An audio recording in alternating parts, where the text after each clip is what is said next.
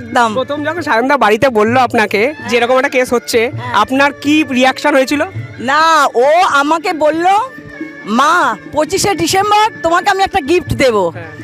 এবারে গিফট দেবো মানে আমি তো ভেবেছি শাড়ি দেবে, বুঝতে পেরেছো?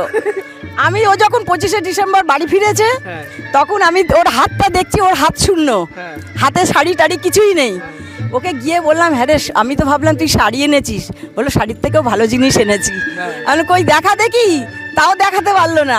আমি এক ছুটে ওপরে চলে গেলাম, গিয়ে চারিদিকে খুঁজলাম, কোথাও দেখতে পেলাম না, শাড়ি টাড়ি কিছুই নেই। এবারে হঠাৎ করে দেখছি 3 তলার ওপর থেকে সবাই হই হই করছে, কি কেস, মা জননী একদম সামনে। ওকে জিজ্ঞাসা করলাম, বলে এই হচ্ছে তোমার গিফট।